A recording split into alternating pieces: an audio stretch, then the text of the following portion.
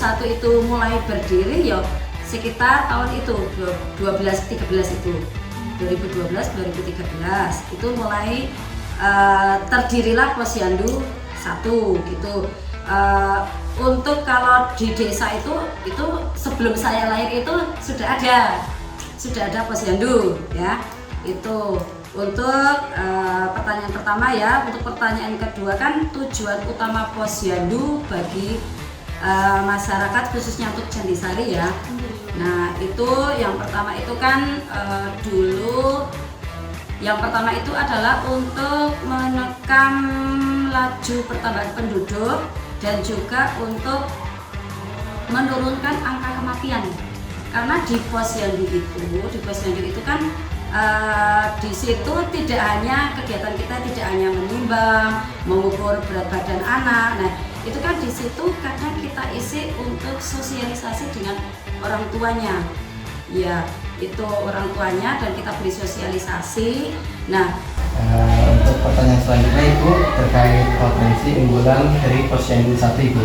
ya. Kalau menurut Ibu, potensi unggulan apa yang dimiliki Posyandu 1 Desa Jantisari ini?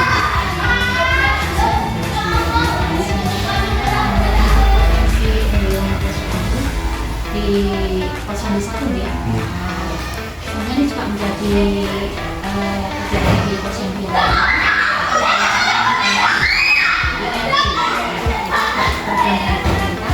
yaitu integritas layanan primer yang bertujuan mendapatkan akses pelayanan kesehatan bagi masyarakat yang berkualitas, meningkatkan screening dini, meningkatkan pelayanan kesehatan di tingkat desa. Jadi yang tadinya untuk Posyandu itu di tiap RW atau Posyandu 1 itu, nah kalau untuk ILP ini diadakan di setiap RT. Hanya untuk hanya ILP ini diadakan sekali-sekali. Ya. Diadakan sekali-sekali. Yang sebulan sekali itu kita dapat melakukan kegiatan Posyandu tapi di tiap-tiap RT. ILP itu semua siklus ya kan. Jadi dari anak baru lahir sampai lansia. Lansia berapa umurnya sampai berapa gitu. Iya, Ibu hamil, ibu menikah, balita, usia sekolah remaja, usia produktif dan usia lansia. Itu masuk semua siklus dari 0 sampai lansia. Pak dari ILP itu kan kegiatan kita yang pertama setidaknya kan kita mengukur berat badan. Manfaat yang dirasain masyarakat tadi apa? Mungkin yang pertama itu meningkatkan kesehatan. Karena setiap mereka belajar itu ada Itu kan bisa diimplementasikan ke anak. Yang kedua itu meningkatkan kesadaran kesehatan. Jadi ada pencegahan dini. Misalnya ada anak atau balitanya atau anaknya itu mengalami panas atau demam itu pencegahannya apa itu pasti ada edukasinya juga. Yang ketiga mungkin meningkatkan kualitas hidup. Jadi mungkin nanti setelah diedukasi sama guru itu mungkin hidupnya jadi lebih baiklah daripada sebelumnya. Iya sarannya ya. yang datang itu 100 orang Ya. Kalau per RT itu kita sebenarnya tidak 9. Iya.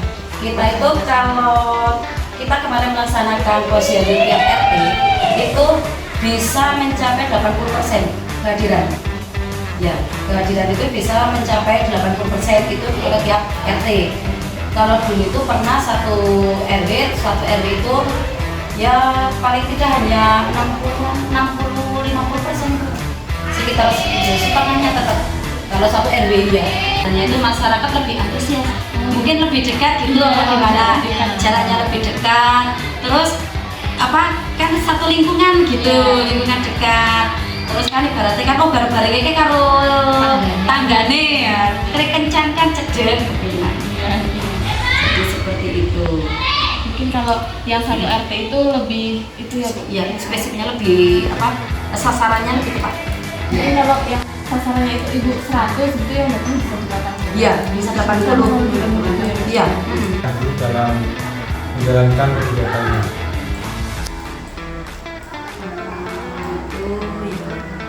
Bahasan sumber dana. Walaupun sumber dana kami ya, kami itu Posyandu itu tercover dari dana desa.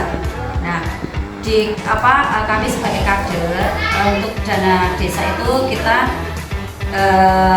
untuk balita, untuk ibu hamil, untuk ILP itu kan ada dananya dari desa ya, ada snack untuk ada ya mau datang ke Posyandu takut dicek ya, takut dicek jika dia itu nanti gulanya tinggi atau tensinya tinggi. Nah itu jadi masyarakat itu makanya kok itulah yang menjadi mungkin masyarakat kurang antusias untuk hadir di Posyandu itu. Jadi dari pola pikir masyarakatnya sendiri itu mungkin berpikir seperti itu ya, karena memang itu ya masyarakat memang tahu nanti kalau datang ke Posyandu dicek itu ketahuan dan nanti terdeteksi ini. Nah setidaknya kan ketika Posyandu kan ketika dia nanti kok terdeteksi tensinya tinggi ataupun gula dan tensi ya, tensi itu juga berbahaya ya. Itu nah ini tahun ini setelah tercover satu desa itu yang gulanya tinggi berapa, tensi tinggi berapa, nah itu akan diadakan kelas HTDM, hipertensi diabetes. Nah, ujung tombak itu yang paling dekat dengan masyarakat, bisa mengajak masyarakat untuk bisa aktif di kegiatan Posyandu, sehingga kita harus punya skill ya, nah skill itu karena kita kader itu rata-rata berangkat dari ibu-ibu terutama yang tidak punya gawean. Jadi memang tanpa adanya asosialisasi dari kesehatan misalkan dalam kesehatan masyarakat yang berkaitan dengan kesehatan masyarakat bagaimana kita juga mungkin agak pertanyaannya yaitu dukungan apa yang paling dibutuhkan Posyandu agar potensinya terus berkembang? dukungan dana juga Pasti.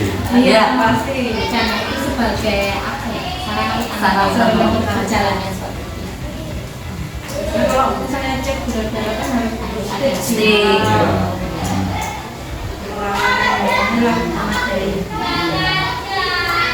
dan juga selain dana itu kan kita membutuhkan fasilitas peralatan dari masyarakat sehat ya, jelas itu ya masyarakat sehat itu semua siklus sehat aman ya, kita itu warga kita itu dalam bidang kesehatan itu semuanya itu posisi aman, itu tidak mengkhawatirkan ya.